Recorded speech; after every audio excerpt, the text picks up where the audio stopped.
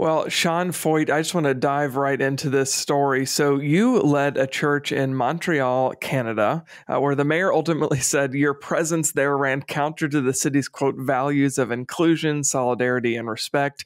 The city then ultimately fined the church $2,500 for hosting an event on their private property without a government permit. Protesters there even threw smoke bombs on the stage at you. What is your response to all of that?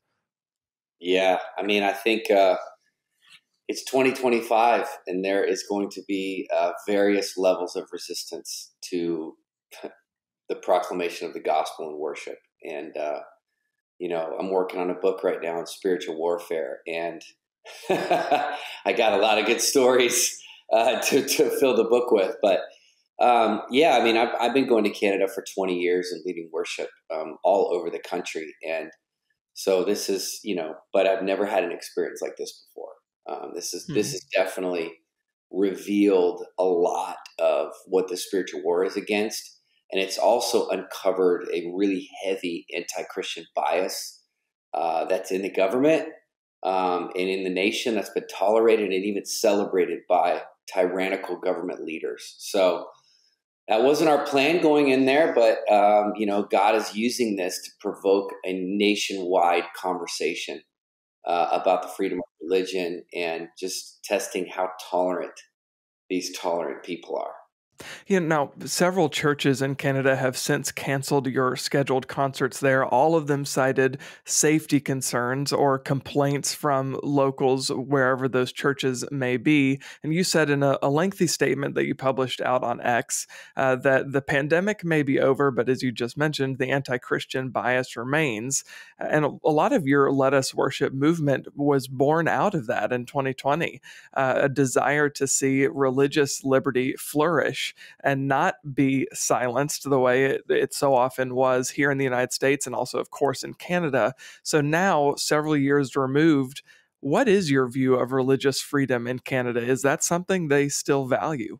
Well, I mean, the proof's in the pudding, but just to correct your statement that it wasn't churches that canceled us.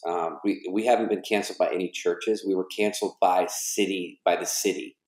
So by government entities that are over like the parks of Canada or different cities, actually 6 of them. So, while they're holding, naked pride parade, bicycle parades and drag queen story hour and all that stuff, they're not affording the same opportunity for peaceful Christians to come and worship and pray. And so, yes, there is, it's obvious. And, I have, not even Christians, but just people that care about free speech that are rising up in Canada about this, because it is actually the government. And, again, we didn't go up there trying to provoke anything or trying to be controversial, but I think a lot of Christians need to understand that in the day and age in which we live, the forces are still there. They seem to be dormant for a while after the pandemic, but they're still there screaming. They don't want Christians to pray. They don't want Christians to worship. They don't want the name of Jesus lifted up. I mean, this is an age-old, generations-old demonic stronghold that we are facing that is resurfacing right now in Canada.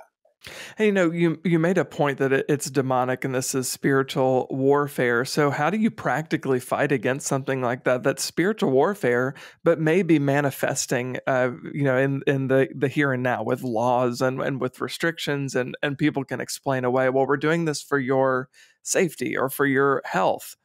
Yeah, I mean, they have all kind of good reasons that they feel like can justify, but that's why it's important for us. I mean, it's just like in 2020, it's like if you don't fight for your, religious freedom and your fundamental right to worship God in America, then you're going to lose that right. And that's my charge to Canada. They have to rise up and fight. And thankfully they are. I mean, not only did we secure last minute venues for all of these cities, but, what the enemy meant for evil, God turned it around, and the promotion of it caused them to be massive. The promotion of it, it's like the Streisand effect. Their efforts to cancel only let people know about it. I mean, we have people running down to the altar, giving their life to Jesus that didn't even know that I was coming, 24 hours before.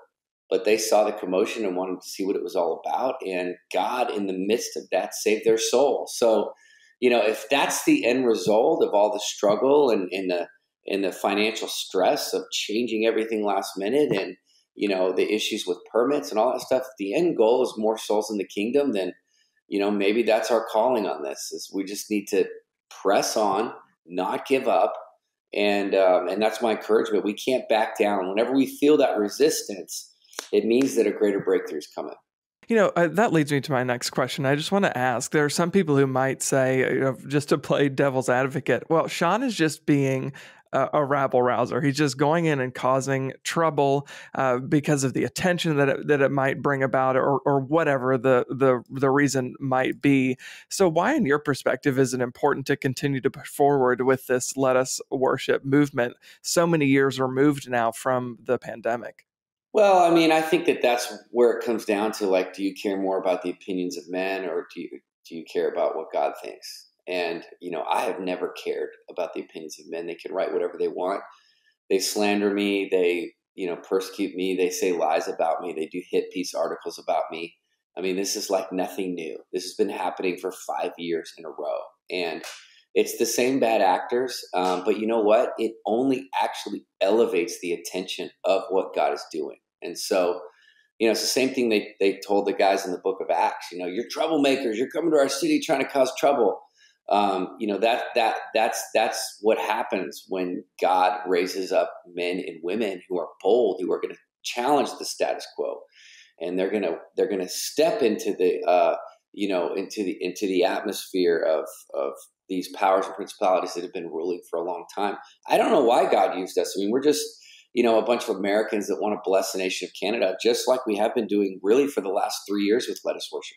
This is our 3rd year of coming up there. So this is not something new. This is something we've been doing for a long time.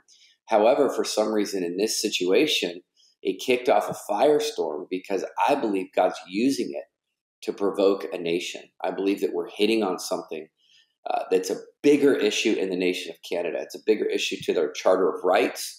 It's a bigger issue to the churches, and people are starting to take notice. So I can't wait to see how God does it. And, if it means that there's trouble and controversy, I mean, then, according to the Gospels, the New Testament, according to the book of Acts, according to all the letters Paul wrote, I think we're in pretty good company.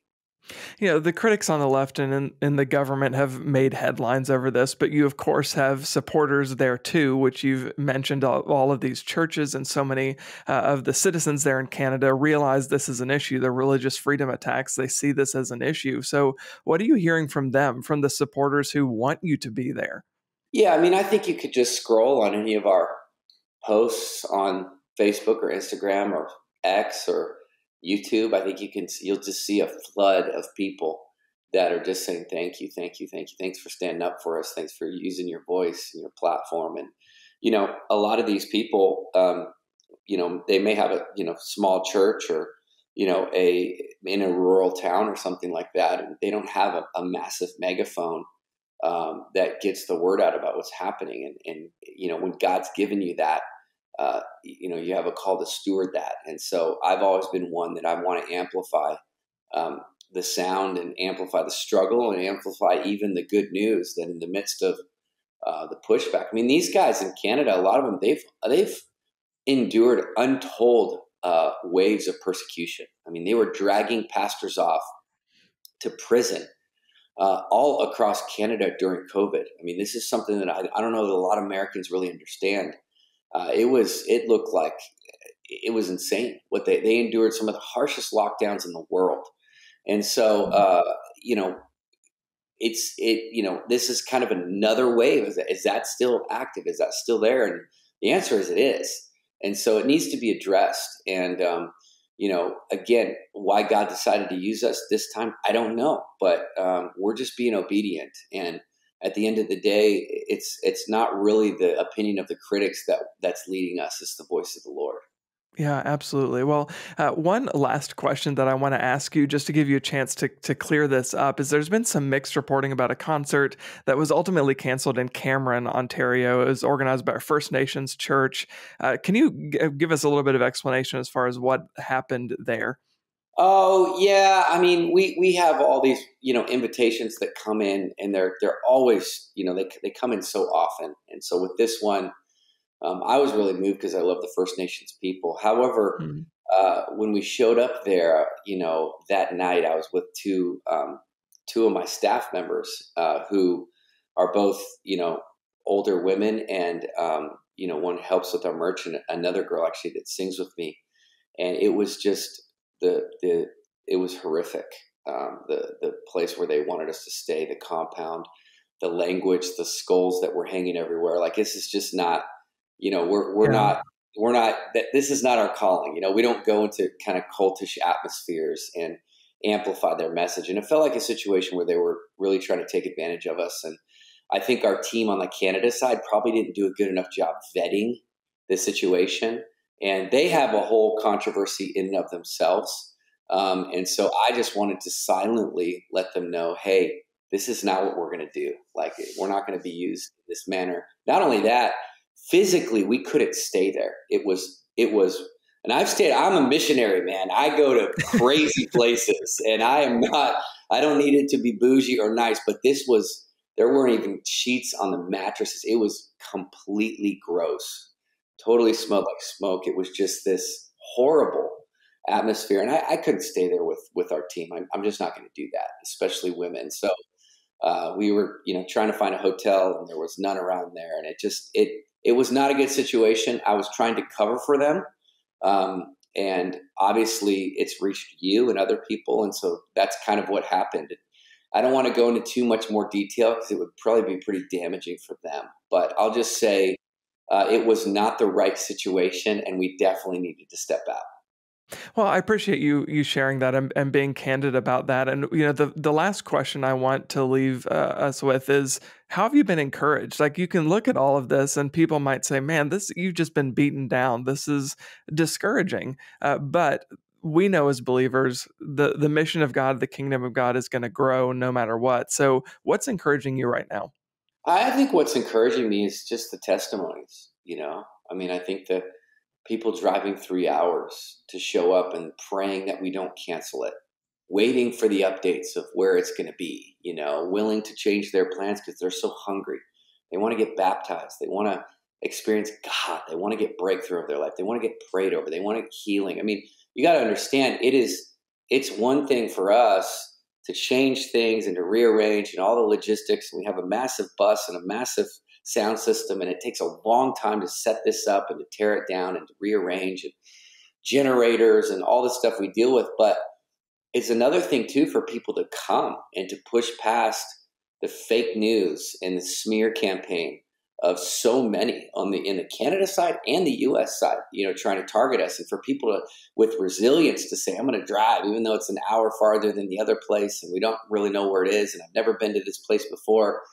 I am moved by their hunger, and I'm moved by the fact that, it's like people pressing through the crowd to grab the garment of Jesus. Like, there's that hunger and that desire. And I think that's what moves me, because heaven always responds to hunger. And it's just like we've seen, it doesn't matter where we set up, where we get canceled from, where we get banned from. When people show up and they're hungry for God, he will do amazing things. Yeah, absolutely. Well, Sean Feucht, thanks so much for being here. Yeah, thank you.